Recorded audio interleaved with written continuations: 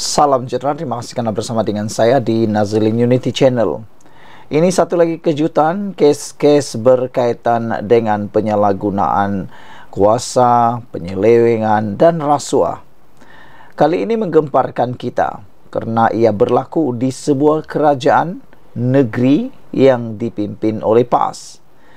Hari ini kita dikabarkan bekas pegawai ditahan kes rasuah Telaga Jejari.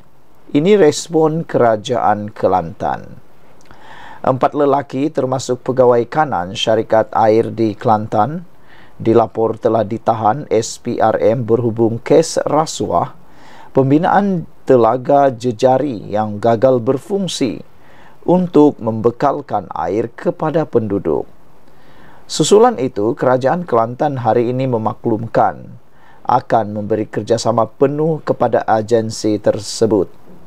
Timbalan Menteri Besar Kelantan, Datuk Mohamed Fadli Hassan berkata, kerajaan Kelantan tidak akan mengganggu proses siasatan yang sedang berjalan. Saya menyerahkan kes berkenaan kepada SPRM untuk menyiasat kes ini seadil-adilnya. Kerajaan Kelantan juga ingin menasihatkan orang ramai agar tidak membuat sebarang spekulasi berhubung kes berkenaan, katanya memetik laporan bernama hari ini.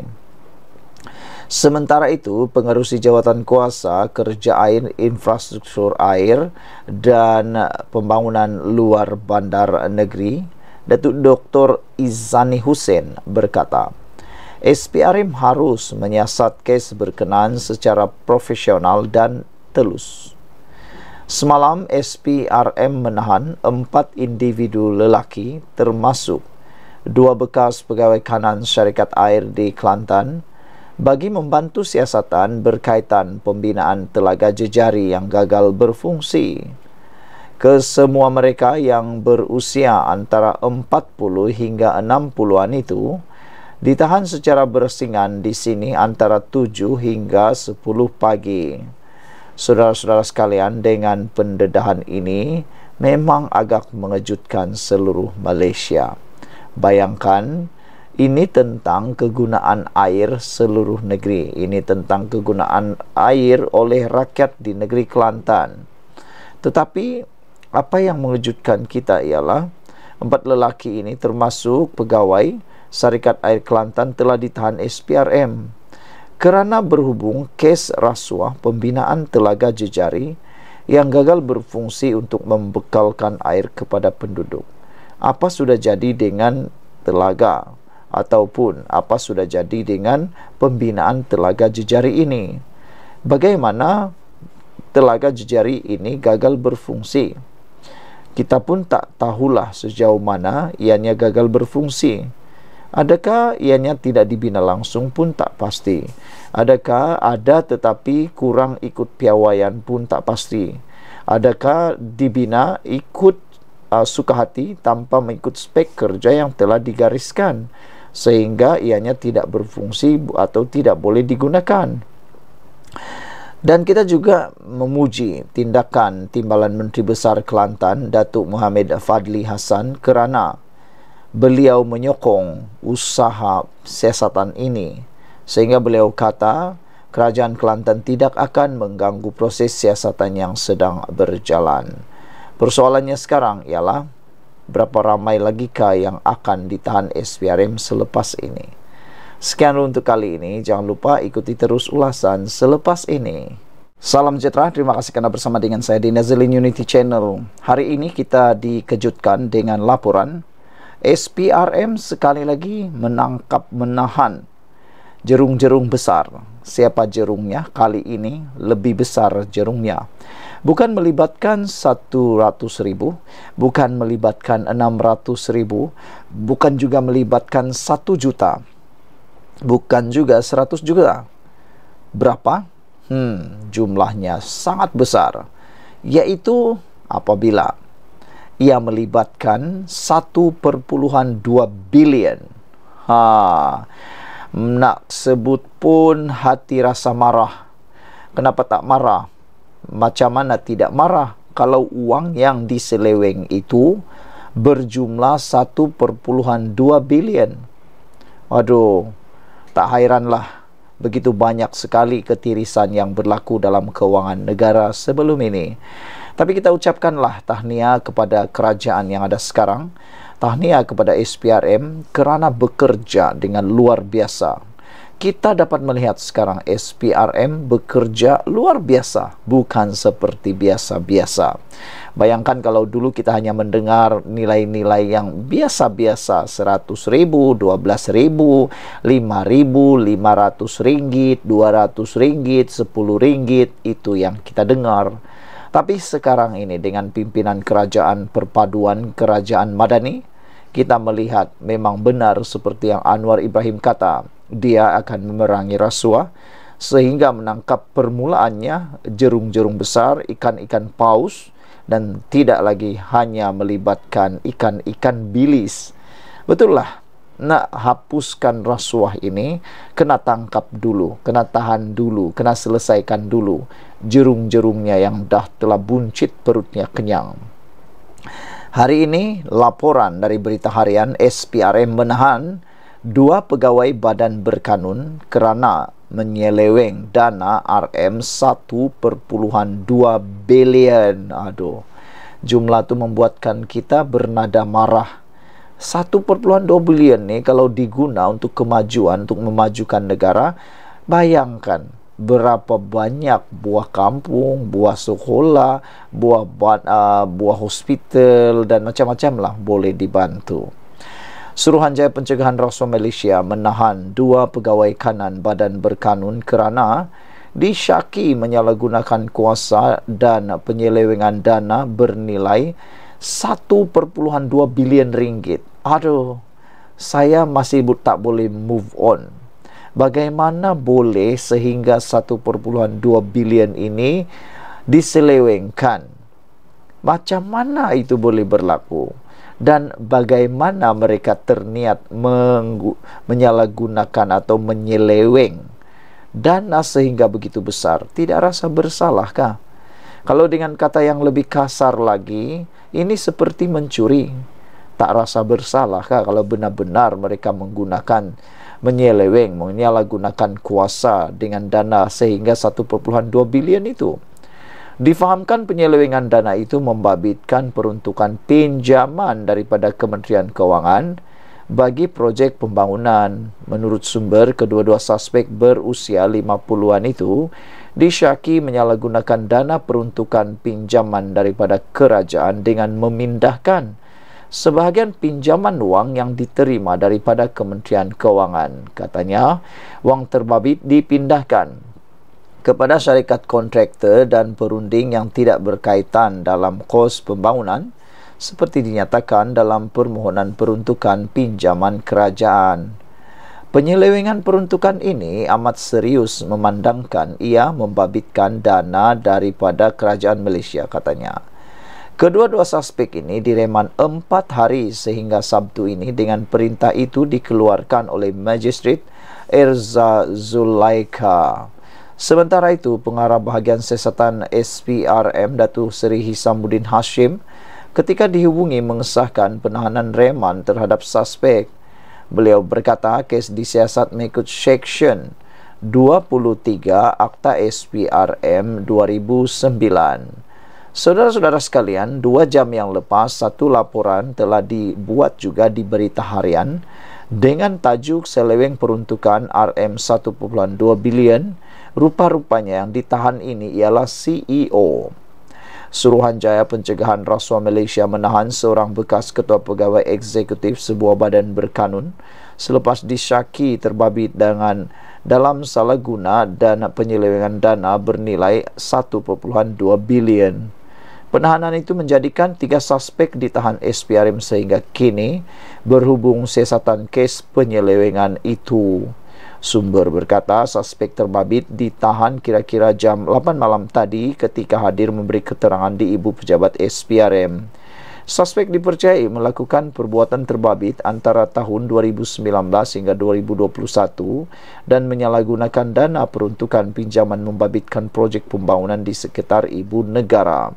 Suspek dipercayai menyalahgunakan dana peruntukan pinjaman dengan memindahkan sebahagian pinjaman wang yang diterima dari Kementerian Keuangan kepada syarikat kontraktor serta perunding yang tidak berkaitan dalam kos pembangunan seperti yang dinyatakan dalam permohonan peruntukan pinjaman kerajaan, katanya.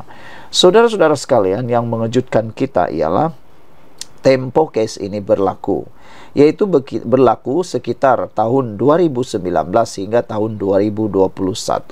Yang pastinya pada waktu itu bukan Anwar Ibrahim yang Perdana Menteri, bukan Anwar Ibrahim yang memimpin negara ini. Jadi siapakah yang bertanggung jawab pada waktu era tahun 2019 hingga tahun 2021 itu? Siapakah yang bertanggung jawab? Siapa yang sebenarnya tahu tentang isu ini? Kerajaan apa pada waktu itu? Katanya suspek sudah dibawa ke Mahkamah Magistrate Putrajaya pagi tadi dan dikenakan perintah reman selama 2 hari sehingga esok. Berita harian semalam melaporkan SPRM menahan 2 pegawai kanan Badan Berkanun kerana disyaki menyalahgunakan kuasa dan penyelewengan dana bernilai RM1.2 bilion. Penyelewengan dana itu membabitkan peruntukan pinjaman daripada Kementerian Keuangan bagi projek pembangunan dan kedua-dua suspek kini telah direman 4 hari sehingga Sabtu ini. Sementara itu, pengarah kanan bahagian siasatan SPRM, Datuk Seri Hisamuddin Hashim, ketika dihubungi mengesahkan penahanan itu dan kes disiasat mengikut Seksyen 23 Akta SPRM 2009. Saudara-saudara sekalian, itulah dia isu dan satu perkara yang memang luar biasa. Dana 1.2 bilion bukan satu jumlah yang kecil. Sekian dulu untuk kali ini. Jangan lupa tinggalkan komen anda, tekan butang subscribe. Kita jumpa lagi. Bye-bye. Salam sejahtera. Terima kasih kerana bersama dengan saya di Nazilin Unity Channel. Anwar cadangkan pertimbang tahanan rumah Najib hanya selepas kes 1MDB selesai. Saudara-saudara sekalian, ada ramai orang yang menggunakan isu ini seakan-akan isu ini boleh membunuh Anwar, tapi kalau anda fikir baik-baik, anda fahami baik-baik apa yang Anwar cakap itu, anda akan faham bahawa Najib memang tiada harapan untuk dapat tahanan di rumah sehingga beliau selesai hukumannya. Kerana seperti yang telah diberikan pertimbangan oleh Ketua Duli Yang Maha Mulia di Pertuan Agong pengampunan kepada Najib, Najib telah pun mendapat diskaun hukuman penjara 50% dan kini beliau perlu menjalaninya sekejap sahaja lagi. Berbanding dengan kes 1MDB Najib yang lama lagi, terlalu jauh lagi untuk selesai, bermaksud selagi Najib belum selesai kes itu, sama ada dia bersalah atau tidak, Anwar ataupun kerajaan tidak akan bercadang untuk mempertimbangkan tahanan rumah Najib. Dengan kata yang lain, ada win-win situation di sana. Anwar Ibrahim tidak akan pertimbang tahanan rumah Najib selagi kes 1MDB tidak selesai. Inilah yang sebenarnya disukai oleh rakyat. Kerana ramai rakyat yang bertanya, kalau Najib diberikan pertimbangan tahanan rumah, tiba-tiba beliau kalah pula dalam kes 1MDB yang masih banyak berjalan, apa pula yang akan berlaku? Takkanlah Najib akan terus tinggal di dalam rumah. Bagaimana pula dengan kesalahan baru tersebut kalau dia dijatuhi atau didapati bersalah? Itulah persoalannya. Jadi jawapan Anwar Ibrahim ini cukup tepat, padu dan padat. Datuk Seri Anwar Ibrahim berkata, Datuk Seri Najib Razak perlu melalui proses yang sedang berjalan, termasuk perbicaraan di mahkamah membabitkan kes 1MDB. Perkara itu ditegaskan Perdana Menteri ketika ditanya mengenai pendirian beliau terhadap isu pengampunan Najib, terutama membabitkan titah addendum berkait tahanan di rumah ketika sesi temu bual di Sempena Forum Ekonomi Doha. Beliau bagaimanapun berkata keputusan untuk meringankan hukuman kepada bekas Perdana Menteri itu, termasuk membabitkan tahanan di rumah, terletak pada kuasa yang di Pertuan Agong. Sama ada beliau perlu dibenarkan menjalani tahanan di rumah, Pendirian kami ketika ini adalah ikuti proses yang sedang berjalan, yaitu kes mahkamah dan biarkan agung yang putuskan, kata Anwar. Ketika ini ada proses yang sedang berjalan, ada kes membabitkan 1MDB, dan biarkan proses itu berjalan, kata Anwar Ibrahim lagi.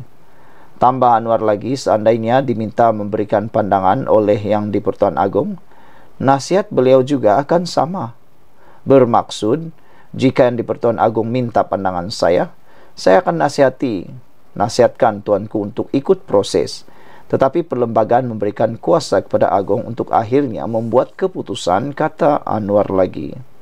Jadi saya sebagai Perdana Menteri tidak seharusnya mendahului Agong, katanya.